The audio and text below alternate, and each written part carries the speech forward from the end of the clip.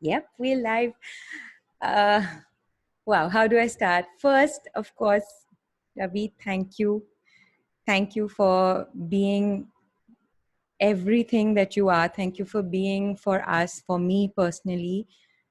What should I say? A protector, a defender of the integrity of an artist. And, you know, when we see someone really modeling that for years on end, and upholding, you know, the concept of authenticity to the extent that you do, I well, I think Vaz, you don't really need to do this because I don't think you need any protection or defending. I think you are perfectly capable, and I I really don't think that you could have um, stayed hidden for too long, and you'd have made it one way or the other. So it's I don't really think my role with regard to you or anyone else is not so much as defending them or protecting them. It's just to make them perhaps realize what they are, because sometimes we don't have the benefit of um, you know of a third eye or a second eye. We all need to also look at ourselves um, from somebody else's perspective. So I just simply try to give that perspective because I remember an artist, being an artist is very demanding. It's very difficult, or it was difficult for me. It's to have a huge head, and it's to have huge ego. It is also to realize that you need humility. Sometimes all of those things are not apparent to us when we are starting out. We share this competitiveness with sports persons, that an artist, for him to really distinguish himself, stand out, separate himself from the masses, you really need that. Ego is a good attribute, but it is not the only attribute. Yeah, And in balance with the others. So there are different kinds of egos. So the crass I'm good, I'm gonna make it ego is, you need it. It's the first it's the first rocket that must fire. But then there are other rockets. I just hope that I can share this with others, because I've had the good fortune of having benefited from other people's journeys, other people's experiences. KJ Singh has been very generous. Vishal Bhardwaj, and several others. Rahul Ram.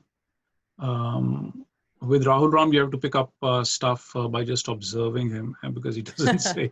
He doesn't give you very direct advice, but and his jokes. It's all hidden in his jokes. Yeah, and then there is Shoaibal. I think the Bengalis must know him. Yes. Very well. And so I've had the good fortune of just observing these people and see how they hold on to their authenticities and how they go about their business. And this is just people from the music world, but there is a hell of a lot to learn from almost anyone who's put in the hard work to hold on to his art, and who's not lost it, who's still alive, who's not jaded. That's true. That's true. And what I notice is when you say the hard work of doing one's art, it's it's how we cultivate our relationship with, well, I consider the divine. That's one aspect. Then your relationship with your skill, and then the relationship with the audience, the dynamic that is going to be, and the color that's going to be, how you're going to bring whatever we understand of whatever part of our lives, because we're all growing through our journeys as musicians. We're growing as people. So I consider those three really critical aspects of the work. And of course, like the whole narrative is skewed right now towards the marketing aspect, which I understand as the relationship aspect with the other that you're singing for. But the other two aspects need to be so deeply part of the work as well. And what would you like to say about that? Because I've been reading some of your interviews, and like the truth bombs have been like in this one you just say, we are the tastemakers. And that is so important for especially young musicians to hear, that we are the tastemakers. We are the ones who channel the aesthetic, and we don't necessarily always have to like be kya sunenge kya nahi sunenge. And Yeah, I think musicians as a whole tend to be a little um, what I generally observe here in Delhi and Bombay, and they there is not a great feeling of empowerment amongst them. It's not like they think of themselves as empowered beings or entities. They feel that they are at the mercy of the forces. But I would simply like to. I felt like that, but now I've come to understand that that is only half of the truth. The market, it does not mean the audience. The audience is your audience. Market is just another medium between you two, which somehow forces you to interact with each other. If you and I, we stood on the sidewalks and started belting out, people would still turn up, and people absolutely. would still. So, we tend to sometimes give a crazy amount of respect and regard and consideration to the market. I would like to involve or somehow introduce Heidegger in this equation. Not Heidegger, sorry, Adorno. Adorno has some beautiful gems on popular culture. He's the guy who stayed in Germany, and he saw what the Nazis did to Germany, and then he emigrated to US. And when he came in, he was fascinated and horrified in equal measure at what was happening in in California at the time. So he dwells a lot on suntan lotions and drive-in cinemas and things like that. And he starts thinking about that very deeply. And the gems that pour out of all that contemplation is that um, it the market, or the hyper market, or the hyper capitalism that we see right now, it um, it appropriates every genuine heartfelt emotion that pours out of an artist, and it turns it into a standardized product. And um, it implies future standardization. It wants you, everything that now follows in that wake must be that commodity. So we here, and somebody like me has grown up thinking I needed to make square songs, verse chorus, solo, coda. So if you see all my music up till now, it's pretty much it follows the standard, but so do many other great people. Right. So one thing that comes out of thinking about it is that when you do overly standardized production of music, it turns into another product. You just catering to another niche, And I've seen that with regard to music, which I thought I wanted to, with which I wanted to change the world. Like I wrote songs like Bilkis and Jugni and Adi Kranti. And there's lots of songs of mine which I felt had a social dimension. Yeah. But because I made them into such ear candy, it just turns it into another product. So I think the challenge is, how does an artist really force you to listen and really force you to take on his aesthetical suggestions on board?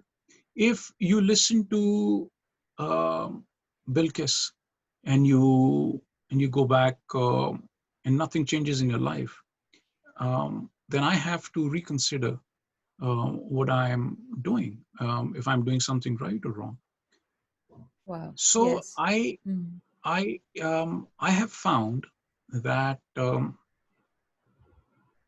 we are the audience, because they have been dumbed down and lulled in all of these formula and packages, that they don't really want to listen to anything of any true value. Mm. Like you and I, if some difficult music is presented to us, do we give it the requisite consideration? I remember I grew up in Delhi like almost everyone. I came from a standard Punjabi family. We weren't a really great musical family. The music we heard was normal cultural music, which you hear in Delhi. I remember when I was presented with jazz, I didn't understand it. I had to force myself, and then I forced myself. I really did, and uh, something really rewarding came out of it. Mm. The first few times I tried listening to this music, it was hard. I remember going to some concerts in Delhi. Delhi had a really vibrant scene when I was growing up in the 90s and 2000s. It was so you'd have a crazy amount of variety here. You'd have atonal music from Vienna, three guys coming on their big cellos and playing atonal music from the 13th century. Mm. Um, so when you listen to that music, it's not going to do something to you. It's not immediately consumable by you. It's not Mm. immediately palatable by you. So, but you force yourself, you you stay open and you let somebody or something come and enter you, um, and that is ultimately quite rewarding. I mean, it expands you. Yeah. Um, it enriches you. I have been enriched by a lot of music, which at first instance I found difficult. Mm. And if I had just ignored it, if I had just paid no heed to it, I think I'd be poorer. But that is essentially Mm. what our culture is right now. It's poor because we are trained, we are prepared for a life of shallow immersion. We are Mm. prepared for, I mean, we stay in Delhi, in the city of Ghalib, but we don't. I don't think many kids of today would be able to quote one Ghalib couplet, or really talk about the artistic history of Delhi, or name people who have moved them. Um, I mean, I have heroes, and Mm. they are from my town. I have Manjeet Bawa is my hero. He's an artist. He's a painter. Um, I looked up to Harbhajan Singh, who was a Mm. fantastic Punjabi poet, a Tagore-like figure for Punjabi literature. I Saibal Basu, my guitar hero. So um, this town gave me, and it presented me with material which enriched my soul. Mm. And it was difficult at first, but I persisted and persisted till it till that beautiful treasure opened its doors for me, and I could really, I look at Sarmad, the Sufi saint, whose shrine nobody goes to in Chandni Chowk, and I read about him and I think about him, and he strikes me as one of the greatest Delhiites. You want to stand in front of Ghalib's Haveli and weep. You want to, you want to roam the streets of Chandni Chowk and sing couplets of Mir, Mm-hmm. or all the great Urdu poetry which came from here. Mm-hmm. Um, I think we are prepared through our schooling, through our culture, through the sum total of uh, the social stimuli to turn into rather shallow listeners, rather shallow people. We might make a lot of money, Mm. we might become really rich, but our souls are poor. I don't Yeah, really. and to immediately other and discard anything that's new and unfamiliar. That's part of our training. So it's so rare for a musician or an artist to r- really seek out something that's quite strange, just for the simple joy of getting to just open ourselves out to something that we would have never fathomed otherwise. Is that it's that fear which kind of, don't go there, that's not okay, if it's not like this then it's not good at all, and that's a lot. I I think, Vaz, you might be one of the privileged people because you come from a community which is rather open to arts, Mm, which is which has a strong artistic foundation. Um, Punjabis are not really known for art, although uh, if you just look beyond the stereotypes and I just look at the second layer, mm, and there's just beautiful art, mm, even in my culture. mm, So, but by and large, I find Bengalis to be really artistic people. Yes, I mean they're deep immersed. They're deeply immersive people. yeah. If they, I mean, you look at Tagore. He was coming to Darbar Sahib in Amritsar and getting ragis and taking away and transcribing old compositions in Gurbani and taking them and trying to sing them in Shantiniketan, Mm, um, changing, no, taking again, translating, Punjabi poetry or Gurbani mm, in Bangla and trying to understand it. And the way he understood Gurbani, it is some people who have written about it. mm. Those make for some fascinating readings. Um, Absolutely. And the lovely thing, I think, and it's the one single train that I felt pulled me a lot, was how different people channel the same truth, and how he went to seek one expression of truth from people who had actually sought it, and then he kind of got it from them, and then he saw it in his own way. And the funny link for me when I was a child was my nanny used to take me to the Chinmay mission to listen to okay. the Upanishads used to be taught. And I was about 15, and I really got very, very involved in those studies when I was a child. And this was after school. But then in school, we heard Stevie Wonder uh, talking about, talking about manifestation, talking about spirituality, talking about, the truth that is beyond like concept. And it was so interesting for me. My partner is Punjabi, and he often listens to and translates for me, and we see like how beautifully different cultures translate the same truth. And for me actually, and for me, for you, like listening to your music, i I saw you channel that energy with ancient text blended through the perspective of rock music. And that was just so powerful for me at that point, because I was looking at, Mandaka Upanishad and Stevie Wonder, and then I see you on stage doing something very similar, like this juxtaposition. Manduk Upanishad. It's fascinating that you mention it. Manduk and Markandeya Upanishad, they are both contain passages which were translated by the 10th Guru. There is a Durga Saptashati from Markandeya Purana, I think, and it is translated in Punjabi in verse, and I started trying to understand what it was, because it's not simply the story of a goddess who kills 7 asuras.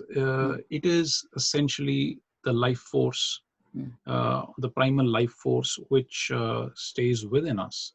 You could call it the soul, you could call it God's light, and it goes up through all the 7 chakras that the yogis describe. And so the Durga is essentially slaying those 7 demons till she comes, and they say you have the Dasam Dwar here, and this is where is the seat of. This is ancient Indic knowledge. I think everyone can access it, and just and the and then I remembered that I grew up in Tagore Park, and that is where I grew up, surrounded by Bengalis. So and they would Durga Durga Puja was a huge event in our social calendar, and it was massive, and there were smart people, decked, beautiful people, smart conversations. So I was. Delhi was a different city back then. 90s was a fantastic time to be an upcoming artist in Delhi. You could walk into a room and see sports people. You could walk into another room and see people who were migrants from Bihar and studying for the UPSC exams and really smart and brainy. You could walk into another room. You could find boisterous Punjabis. You could walk into another room. You'd find Shoaib playing some authentic rock guitar. So it was. I thought it was. It provided me the most balanced interactions in terms of solitude and meeting people. So there was always a party happening somewhere. There were always smart people somewhere. You could go there and you could come back with what you got from there, and you could somehow try and sit in your own home and try to mold it into something, which is something I did a lot. So how did you find how you wanted to express yourself, Rabbi? Because at the point when we heard you, and in fact even more than ever now with the new songs, we hear something. Okay, so let me just go back to the beginning. How did you find your way of speaking your truth in the music? Because it's constantly goosebumps. My teacher says goosebumps don't lie. And how did you find the sound? How did you find what did you go through to tap into yourself to really find that? I think perhaps I was born with it, or perhaps I had it, because I grew up. My family was a bit of an artistic family. My mother, although she was a principal of a college, but she was also a poet. And then my sister, I don't know if you know it, my sister is Gagan Gill. She's one of the foremost poets of Hindi language. She was married to Nirmal Verma, who was the Gyanpith winner. So my sister was a very precocious person, and she her room resembled a library, and she dressed impeccably. She was very arty, almost a Bengali in that respect. And she had great taste in almost everything, in art, in books, and literature. And I think I must have poached some of that from her. Mm. Um, she could, one day there'd be Malika Arjun Mansoor wafting from a windowsills. The other day it'd be Bob Dylan. Mm. So she was quite varied in her tastes, and so I grew up with a little bit of that. And then um, at the right times in my life, I kept bumping into books, Mm. which really taught me how to think. Mm. One of the books which I can really go back to is Tolstoy's biography, Mm. autobiography, Mm. Child, Adolescence, Youth. Um, because I was a slightly, you know, a young guy with some sort of artistic pretensions. I really wanted to be arty. I wanted to have artistic experiences, and I really Mm. wanted to. Um, but I just didn't know. I was callow. I didn't know how to. And then that book, it taught me that you have to embrace your awkwardness. Uh, Mm.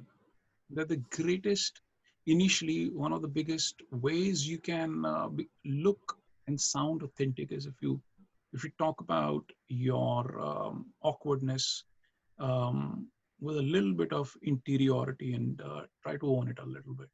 So that book may have helped me along in coming out of my eggshell. And Wow. then there was Hemingway. Hemingway was, he held my hand and he made me walk. I chanced into him first through Farewell to Arms, and then I read everything. Wow. Um, and the way he wrote, with you know, he says that you should feel what you feel and not what you should feel. Mm. Uh, I don't know if I've adhered to that, but at that time it seemed like a very revolutionary thing. I remember I wanted to know how he hit me. And there's a scene in the movable feast where he's talking about Paris and he's talking about his wife. I think Mm. she's called Kitty or something. He says we walked into a bar. We had lost some money and we had won something at the derby. So we walk into a bar. We order beer and we touched the cold oak tables and we felt happy.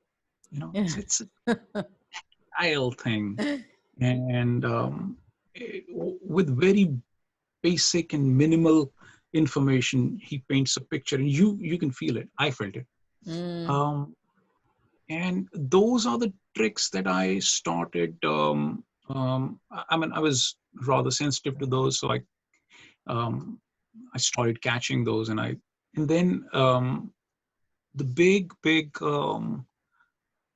uh, turning point in my life was Shiv Batalvi, which is a Punjabi poet. Mhm. Um, he speaks in the dialect that where I come from, or where my father spoke that dialect.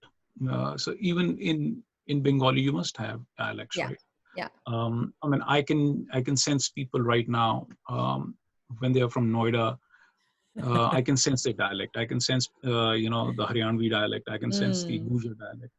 Right. Um, so Shiv Batalvi was really high caliber poetry in my dialect, Mm. and he's a good first poet to love, Mm. because it coincided with my own youth, my Mm. own one-sided love affairs, my own need to have real human experiences to know what love is. I was reading all of this literature, and I wanted to feel what it was. And Mm. um, there was, I was there's so much wanting to pour out of me, and And I felt that these guys, uh, Shiv Batalvi, and then I think Aerosmith, very strange, Yes. Aerosmith, and then it points, and then also, the people who've always been there in my life are Sting and Bono, Mark Knopfler, uh, Dylan Springsteen. Um, so all of these guys have always been there. So somehow something was, um, you know, it was coming together. Yeah. And I think there is a record by Shiv Batalvi, Jagjit Singh has sung it. Um, it's called Birha Tu Sultan, Okay. Yearning You Are the King. And it's a beautiful, beautiful record. Mm. And we had a vinyl, and my sister would play it and would play on a loop for hours and hours. I grew up I grew up with that, and it was really fantastic poetry. I remember I was in my third standard when that thing started playing in our house on a loop. So that really started me off. Mm. And then staying with my own dadi, a farmer lady who only spoke one language, Punjabi, who could cuss like a sailor and you know love like a Punjabi grandmother. So she imbued me with a sense of pride, but not dark pride or just macho cock pride. It's a Mm. deeper sense of anchoring in unending continuum. It's like Mm. I wasn't alone anymore. There were people before me. There were people around me. There will be people after me. I was surrounded by warmth, maybe even if I couldn't see it. And the chief um element of that warmth, I realized, was language. That Mm. it came to me in my language. That when my father loved me, when my mother loved me, the things that they said, which really melted me, were in Punjabi. Other things which did other things to me, they were in Punjabi. So I remember reading Balwant Gargi again, one of the Punjabi writers, and he says something that he wrote in Punjabi, and he wrote something in English, and he took it to Tagore, Mm. and Tagore read it and said, "Okay, see me a little later." And he goes to him a little later, and Tagore says, "Oh, where are you from?" He says, "I'm from Punjab." Okay, which part of Punjab? He says, "I'm from this part." He says, "Okay. Now, what I want you to do is go back to your village, stay there for a year, Mm. and then write something and bring it to me." And this guy just did that. And then Tagore said, "Yeah, you're on the right path." So those so basically, I came to understand that the magic is happening here and now. Mm. Uh, but I I will have to be really still to catch it. It's happening here and now. It's happening in this room right now, and it's happening in me. Mm. So I just gotta catch it. I'm gonna write whatever feels like the. Hemingway says this: whenever you're in doubt, write the truest line you know. So I started doing that. This is I started brilliant. writing the truest line. So um, so what I would do is, generally, because I didn't have any um, template for writing songs. So I would, even now, if I have to write something, sometimes the music comes to me first, sometimes a melody comes to me, some chords come to me. Then I write down as much as I can. I write random stream of consciousness nonsense. I write a page. Usually in a page, there's one line that you can keep, Mm. and that becomes the fulcrum around which I can build a song. I Mm. can I can make stuff. Um, so I started doing that. So all of these people, really, I can't really say that it's me. it was helped by these people. When you listen to um, Dylan describes New York in the 60s. It's very grounded there. When you Mm. listen to Mark Knopfler, the way even in Sultans of Swing, Mm. when he talks about this band in Mississippi, they anchor it somewhere. Right. It's a little tactile. So I started picking up those things, and I started seeing if I could make something out of it. And um, actually, for the longest time, I didn't do anything. I didn't write any songs. I thought I had no talent. I'd be reading such high caliber poetry that I felt there's no way I can ever match this or measure up to it. And So, sometimes it's so uh, difficult when there's no precedent for what's coming from you. Where because what you did at that moment kind of broke the mold, and that means that there wasn't a direct precedent for it here. And that's probably one of the main things that makes people kind of judge their stuff a little lower than all the amazing stuff that they've been consuming before that. uh, your voice went away, Vas. Oh, Uh, okay. I'll just say that again. There was no precedent to what you were coming up with, because it was such a specific and hybrid blend of where you come from, the way you identified yourself, and all the other music, the rock music and the other stuff you were listening to. Since there was no precedent for it, sometimes it's difficult for an artist uh, to kind of, because it's not similar to anything in any real way, and then we default to thinking that um, it's not as see, good. I'll tell you something, Vas. There were similar things happening Mm. in Pakistan. Maybe Junoon was doing it. Yeah. There's an album of Nusrat, Mm. wherein he's doing something. I don't know. There was his big name UK producer Peter something, and Mm. he did an album with him. Tere bin nahi lagda dil mera sonaya. Mm-hmm. But I always felt that I'm not gonna do any Dead Poet Society songs. I'm not gonna. I I wanted to do something of my own. I wanted to express Mm. myself. I was going through so much. So, but I see one thing is my dadi just imbued me with his pride. So Mm. what that meant was that what was happening to me was not insignificant. I wasn't saying that it's Boom. I didn't have that kind of ego. I didn't say that um, I'm the greatest songwriter in the world. But I just knew that my story is also a story like any other. Mm. And eh, if I can just effectively say it, there'll be people who would be willing to listen to it. But I just didn't have the confidence. I didn't have the confidence to um, really write. I wrote a lot of stuff to put it Mm. out there. I didn't think in your 20s, you don't want anyone to really know what's going on inside of you. You're trying to run as far away from your family in the Right. head as you can. Um, you know, even right now, when people say, "Did you ever show your mom any songs? Did you show your sister any songs?" I cringe.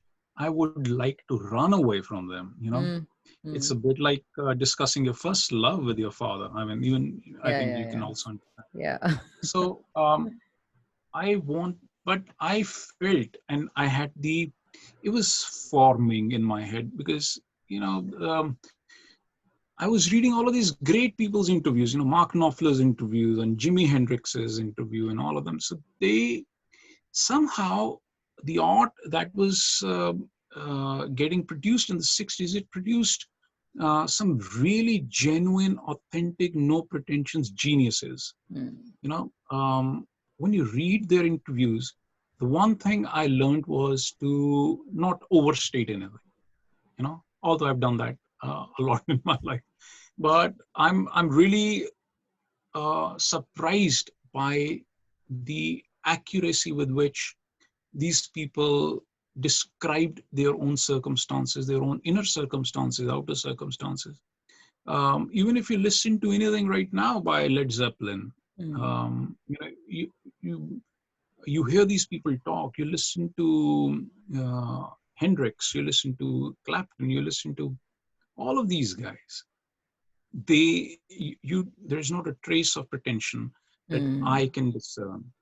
Um, That's a Although when they significant lesson for us right now, for all those musicians that are trying to make it, where yeah, and then I think at some point Dylan happened. So when Dylan happened, Dylan just swept away everything, you know.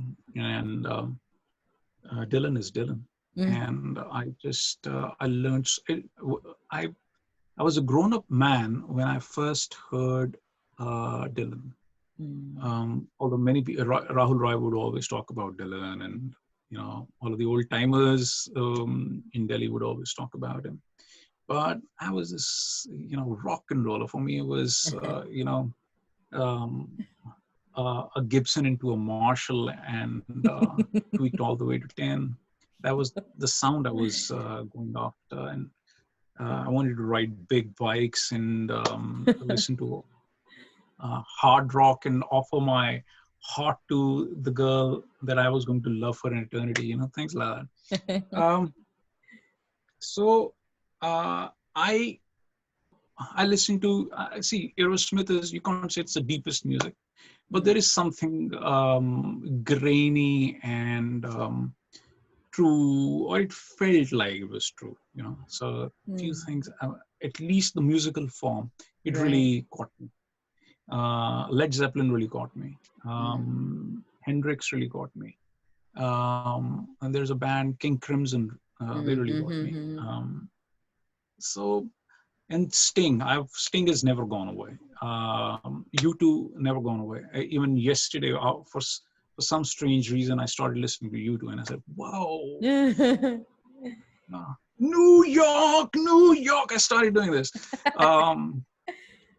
So, see, the thing in rock is good rock music. There's a lot of bad rock music also, but the good rock music will go the hard yards to really open up their heart and place it on a plate, place it on a platter, so that you may let it enter your own heart.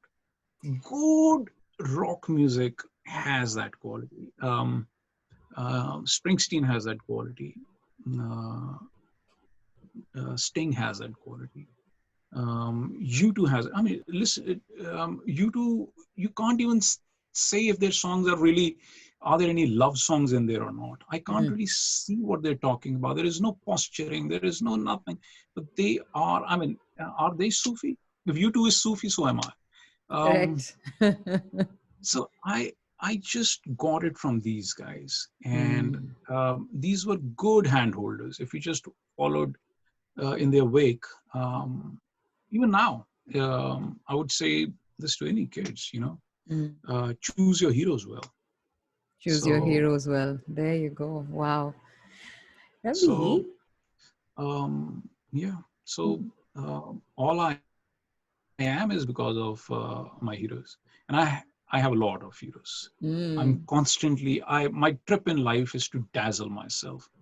I, I, I think I have a very restless mind. I want to keep on.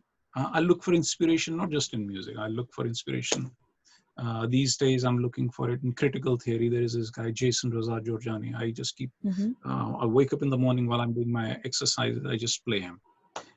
So every now and then, somebody will just totally and utterly grab me, Yeah, just and invade your imagination and yeah. so, and then I Wow. would just. Ravi, So why did you start a label? Uh, see. Um, I started label because I started talking to people, and you know, people who were in the trade and really smart. And I I said, look, listen, how do I give my own music traction? And they said, look, listen, what are you going to do with, if you're just one artist, it doesn't really work. And you really have to have a label. So for the longest time, I didn't do anything about it. But then I started talking to people. Um, and one day I wrote down people whom I really like, artists who I really like. And uh, I just felt that they had some element, some facet of uh, of what it constitutes to be a finished article, and they didn't have the other. I was lucky in the sense that I was around smart people. I was just around poetry and art from a very young age. So and I but I saw other people, people who really want to say something, but sometimes just don't know how. I felt I could really make a difference, that I would. But then again, those are my fantasies. Sometimes in um, some euphoric haze, you start thinking that maybe let me just be a producer. Let me just help these people here. Let me just just have conversations, because I think what artists really need is not partying, um, not going out checking out music. That also forms a part of it, but what will really help them is having deep conversations with people they respect. Um, that seems to have worked the most for me. Maybe so. I just thought, let me just create a module wherein I can just be in a room with smart people. I can get other smart people. Let's just create art. Um, but then I'm a really tempestuous guy. I go on my tangents, and one thing, Vasundhara, that's happened is that while we were sleeping, by we I mean the music community, the platform on which we were presented has been grabbed and squandered away by big money.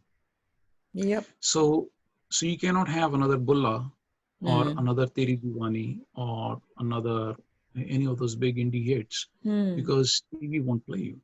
TV only plays hits, and but how do you create hits if you don't play them? Correct.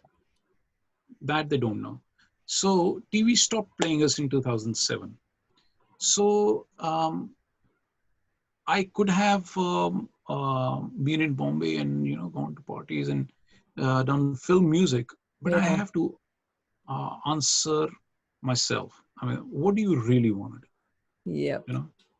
What do I really want to do?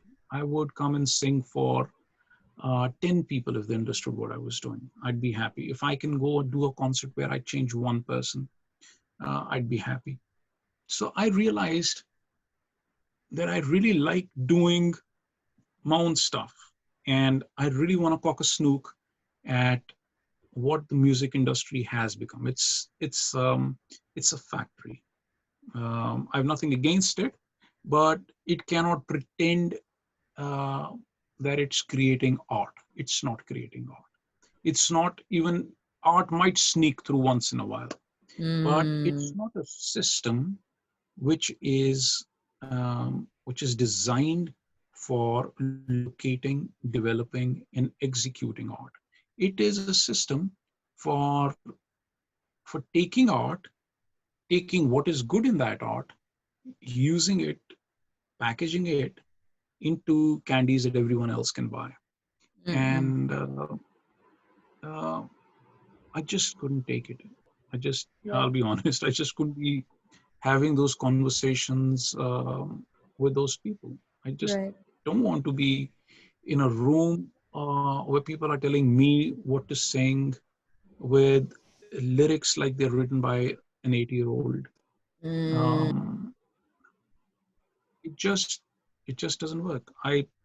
And then in the previous generation, you still had smart people. Mm-hmm. People who still knew, who could locate poetry. Because I think I respect somebody if they were given a verse, thrown a verse at them, Mm.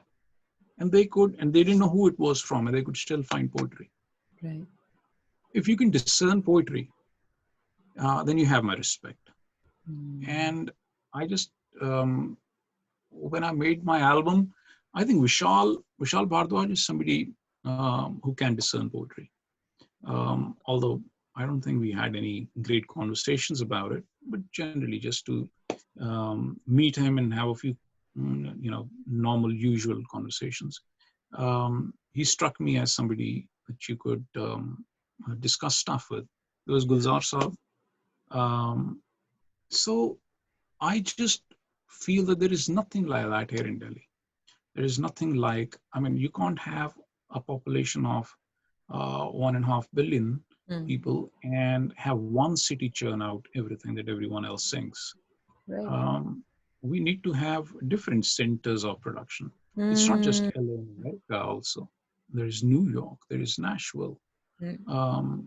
there's East Coast stuff, and Each with a there's specific flavor, each with a specific point of view. yeah, there's Yeah. I recorded the second album in Italy. Mm. Who knows that who are the big guys in Italian pop? Nobody does. But there's this guy, DeAndre, who's beautiful. There is Ligabue, who fills stadiums, Mm. and it's just for Italian people or people who understand Italy, like some places in Romania Mm. and the like. Um, and he fills stadiums there, you know. Right. So I think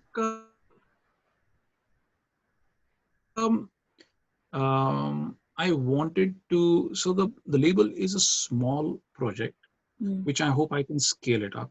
I hope, uh, but it requires. I've come to understand one thing that again, it has a spiritual dimension again. That I am not myself. I'm not me if I don't consider you. If I There you really, go. it's all of us. I'm not creating this art. This network is creating this art through me. Mm. So uh, I cannot do this if I don't have people around me. That is something. It's a huge lesson to learn, but Mm. that is something I've come to understand. For the last 3.5 years, um, my these two fingers have deserted me. I don't know what's happening. It's something to do with some say it's a thoracic outlet, some say it's a Mm. neck. Some I don't know. I haven't been able to figure out. I haven't played guitar for 3.5 years, Oh and God. um, and I have to go to somebody to get it done. And I pray every day that I find. So I'm seeing people. Um, but the point I'm making is that even for something like this, Mm. if, if I was to make money only through my guitar playing, then I was done. Then I would have to go to someone, trust them to heal me and enable me to sing and give them a song. I've come to realize one thing. Um, we artists take a lot from the society. Somebody's Yep. built a studio for me. Somebody's made these instruments for me. Somebody's cleaning my house. Somebody is, all sorts of manners of things Mm. are being done for you and me. And what do I give in return? Do I have anything to give in return? Because if I don't, I'm not completing the loop. I'm just a taker. So I've come to realize that I need to give a song back. That is my duty. I need to create a song for these people. And I must not talk down to them. I must do what I have to do. Mm. Um, but keep them in my peripheral vision. I mustn't disconnect myself from these people, from the art. Eh, it's just not me alone. We're all in this together. The song belongs to everyone. And I think if the artists really start thinking like that, maybe we might have music which heals us. Because right now the music we have um, is just exciting us. It's just lacerating us. I mean, I don't want to be a Mm. woman and walking into a pub and have songs which objectify me or denigrate me, which is a Mm. lot of music which has happened. I mean, I was initially um, being rather, I was rather prone to say that this is just uh, a market and Mm. there's going to be all sorts of products. But I lately I feel it's just been overwhelming. Mm. The kind of crassness that you find. That any true um, romance is gone out of life. Um, there are no great sensual love songs. Um, there is we just have crassness. Mm. Um, we don't have uh, Dylan singing "Tangled Up in Blue." Mm. We don't have um, Springsteen singing "River" or "Born to Run." Wendy, would you let me in? I want to be a friend. I want to guard your dreams and visions. Just wrap your legs around these welded rims and slap your hands across my engines. We don't have. We don't have that. We don't have. It's almost like we went from loving women to abusing women. It was. I don't know.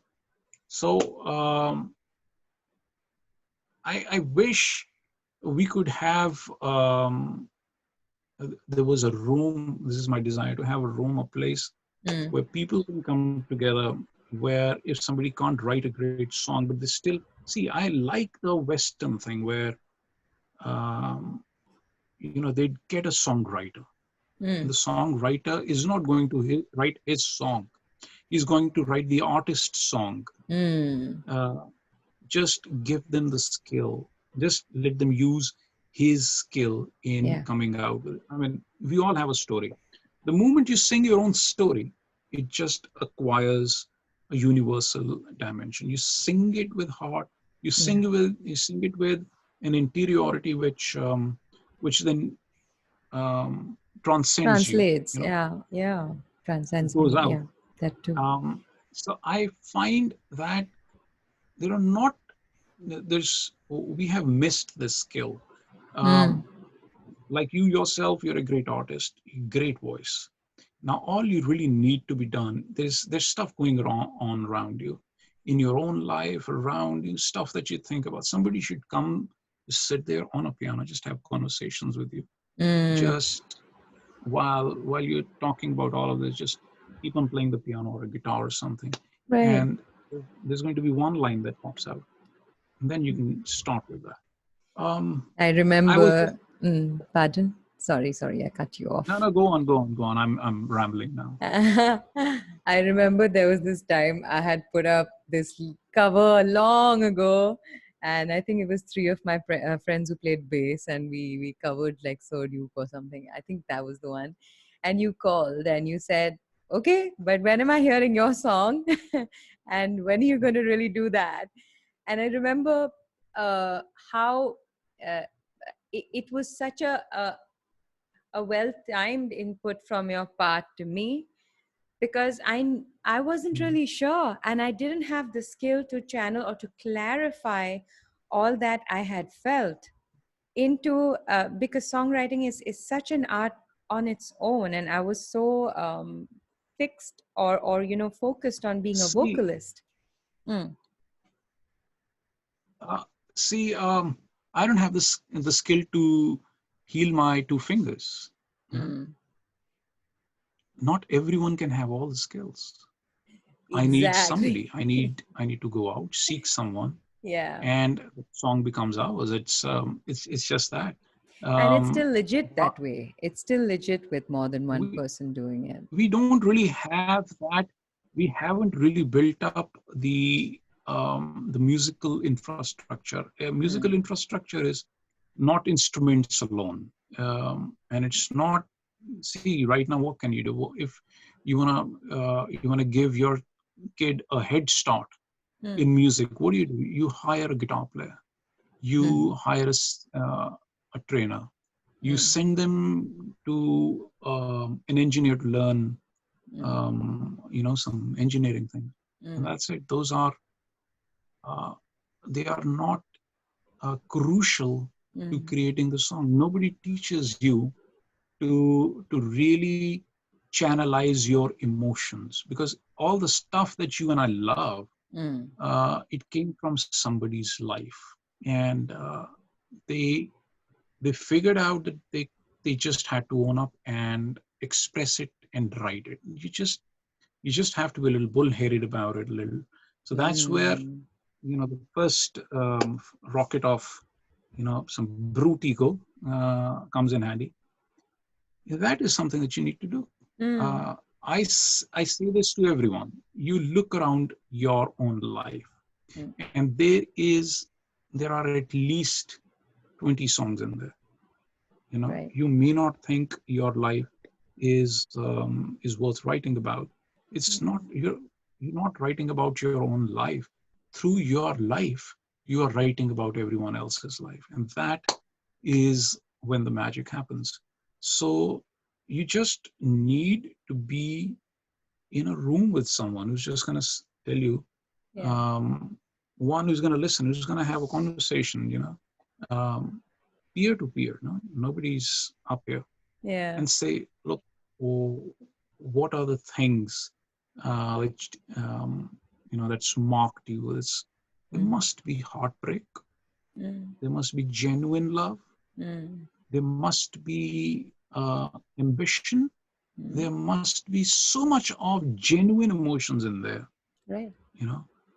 There must be euphoria. There must be depths of misery, and that is what it is. Somebody, but they are your pits of misery. When you sing about your own pits of misery, is gonna inhabit every single soul of your being. Is gonna amplify that to the nth degree, and then you are a magnet. You're just gonna anyone who comes within your gravitational pull is just going to be you're going to be undeniable. See, when I was trying to write songs, I I made a mess of it so many times. I'd walk into a room, try to play them a cassette that I had recorded of a demo, and people would say, "Oh no, it's okay. We'll listen to it. But tell me something. You're a musician, play us something." And I would start singing. I would make a mess of it. My own chops were not there. I just didn't know how to play along. I didn't know if I went into a room how to fill up the room with my voice. What should be the um, volume of the guitar? How should I play it so that didn't overpower my voice? Things, basic mechanical things. So I've suffered that humiliation so many times but that really made me tie my shoelaces, and that's what it is. I just decided I was going to be undeniable. And I told myself I was going to be undeniable, not just as a voice, not just as a guitar player, not just as a lyricist. When I go there, when I start singing this song, they're going to forget about all of that. And they're just going to see this, this giant magnet in front of them, this beacon of light. And I just started doing that. And then the undeniability is like love. Um, when you're in love, nobody has to tell you if you're in love. You just know. So there came a point where I knew I was undeniable. I just knew. And I'd walk into a room. I knew I was undeniable. They were blown away. And I knew I was, nobody could stop me. I was unstoppable. Mm. And that is just a simple matter of understanding what undeniability is, working towards it, putting in one step at a time. Just one day you do this, second day soon you are going to feel undeniable. And when you feel undeniable, when you have something undeniable, I bet you, you walk into a room, they will feel it. It's like love, you know. So that is all I want to, not all I want to, but that is one of the chief things that I'd like to put together, where I could just share my experiences of undeniability. I mean, there are some cricketers, they will say, that day when I was playing, I've had the good fortune of speaking to cricketers and say, that day when I was playing, I didn't think anyone could get me out. I just felt invincible. So I said, oh, well, I felt like that a few days. Um, so we all feel that. And I'm sure you have felt that. I'm sure you have felt like that some days on stage. Um, but the thing is this, that we haven't really created an infrastructure, the Mm. network within which these songs could emerge. We are talking about making, uh, singers emerge, guitar players emerge. We are not talking about making songs emerge, and that is why Delhi is not producing anything of note. We don't produce much. Our best days seem really far behind us, or even in Bombay, you see all the good stuff that you see happens is because you see, oh, somebody has written a great lyric. Somebody has sung it with passion. Somebody has done good. So it's when all of these things come together, Yeah. and not too many people have the wherewithal to do it all, and that's not a chimera I would suggest anyone to chase. If you have it, great. If you don't have it, don't sweat. Just Mm. try to find that network within which you can have it. See, I would, if a guy who said he writes poetry, I would first check it if it's good poetry. Then I would say, okay, tell me who's your great. If there's any music of your life, there's Mm. anything which is the background music for your life, Mm. and if I vibe with that, I'd say, okay, you are hired. If there was a singer, my Mm. question to the singer would be simple. Please tell me a verse that means the world to you. And if they say they don't have a verse, then I will Mm. ask him to go find a verse. You know, just it's right there. It's over there. Just take my word for it. Read these guys and find something that you feel was written for you. Mm. It's simple. Once you develop that ability, Mm. and once these two people who had different sets of abilities, but now have developed an appreciation for the other. When they come together, it's magic. That's Yeah. where you find all the great songs. Um, you know, um, our friend, Beatles, Mm. Bernie Taupin, and Rocket Man. I'm forgetting it. My goodness, how could I forget? So we danced at the ocean. Elton John. Uh-huh. Um, so they've come to look at Desmond Child and Steven Tyler. Their relationship. It Yeah, the all. synergizing is and the reason why this is absolute gold, Ravi, that you're saying this is because more and more, especially in educational institutions and stuff, it's the bias is towards telling the child, whoever the musician is, that you literally have to be everything. You have to be songwriter, you have to be a master in harmony, you have to be an arranger, you have to be a producer, and you have to be a singer. And it creates so much pressure, whereas this Pressure. synergizing It's can be um, it's so it's too. Yeah, the Mhm. synergizing can be Uh, so much more powerful because there's one authentic songwriter with an authentic singer, or an authentic producer with an authentic mhm. songwriter. That can be something much more explosive and powerful and real. See, I would simply see, for instance, somebody like you just um, figure out what's going on with you right now, you Mm, know, and one should say, okay, what do you feel? And some after a conversation, you can distill what you're feeling down to one line. mm, I'm a fan of these magical one lines, and that can be the beginning of the song, and then you can develop. right. It's not rocket science. It should Mm, be in a language that is authentic to you.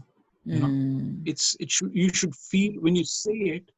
Um, like there are so many of these crazy things. You know, people with um, crazy accents singing Hindi songs, or Hindi people trying to sing English songs, and you cringe at them a little later, you know. But mm, I think with some sort of give and take, you can arrive at some linguistic formula. It's just about, you know, just having the patience in chopping away till you arrive at the right brew. And it's mm, just that you just have to have patience, be in a room, and create something which is authentic to both the songwriter and the artist.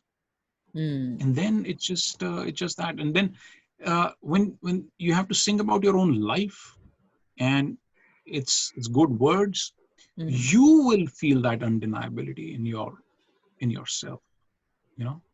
You Those are the things that I think um, need to be addressed at institutional level, mm, and they are almost always dealt with at the executional level. You know, when it's just too late, when you have to perform, when you have to deliver, you can't be doing all of this at when you have the films coming out tomorrow, and you have to create a hit right now, and you're in a room with someone. It doesn't really happen then. mm, All of these skills, mm, they need to be honed and sharpened in your formative years, mm, or whenever we are all chipping away. I'm chipping away at stuff right now. um, it's just that I think uh, we need to take a little more holistic approach. I don't know, it's a very um, it's a it's a bandied about word, but yeah. I think, and you when I say holistic, you don't want one person to be doing everything. You know, Mm, just create a network where mm, people. I mean, I don't want to be. I'm under pressure. You know, I hope that I can play the guitar nicely, but I can't play it half as well as Shoaib or Sumit Ramachandran. mm, I can get by with what I have to do, but uh, I need to have the humility um, and the brains, frankly, mm, to let them shine through when it's their turn. You know, um, absolutely. so it's just we need to not put everything in one person, but we need to um, uh, elicit and nurture and coax out different skill sets in different sets of populations. Right.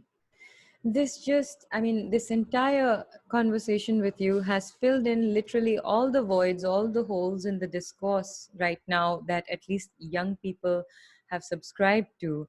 Because everything now is the the the pulse that I sense. Now that I'm teaching more and more, and I keep meeting much younger singers and musicians. Is like, we don't have to be particularly good. We don't have to be particularly truthful. We just need to work on the SEO and the marketing. And all that you said right now, this fills that. This fills that huge void around everything that they're not thinking about. And This is super, super I, precious. I I'm would just, I would I would ask them to have you should just tell them have some ambition, have some real ambition. Having 20 cars and 100 crores and all of that is paltry ambition. Have mm, have an ambition of creating a song that outlives you. Uh, have a yeah. song which nobody else listens to, but it is going to change the life of one person who listens to it. Just or one thing that you can say, I said my truth in atomic detail. You know. So see, there are who's this guy? Nick Drake, Pink Mm, Moon, the album. In all, maybe a few hundred or 1,000 copies sold when it first came out, but became this huge um, reference for all the other singers who really wanted to do something. And rock and roll history is littered with these people. If you mm, look at what Kurt Cobain became, and one day I decided to listen to all the people that he was listening to, mm, and my God, those people, some guy was singing on a one-string guitar or weird songs, but this, they had the heart. The heart was pouring out. It wasn't written under any suggestion. It was spontaneous. That song existed because it had to. There was a real need for that song to come out. And right now, that is the motivation that we have to all question. Whatever you're trying to do, are you trying to make a career for yourself, or are you trying to create a song? And I think we've had enough careers. I think we need to have songs now. We have to ask these people, have you given enough songs to the world that people can one day understand a little bit more about themselves? yeah. We somehow, I mean, there must be a lot of this material. Um, you must have heard this song. It's a song Stan Getz and this lady, and she sang this song. It's a jazz standard. Okay. If you go away on a summer day, Mm, at the time, might as well take the sun away. And I heard it, and I, I kid you not, I started crying. I yeah. said, somebody wrote this in the 50s. Beautiful, Yeah. you know. And I started listening to Beth Hart and Joe Bonamassa. And there's a song called Your Heart is Black as Night. I mean, they're singing old standards. But I said, somebody in 2019 made this song, you know, Your heart is as black as night. And I said, wow, man. You listen to Eric Clapton cover Still Got the Blues, and you want to go hug the guy, you know.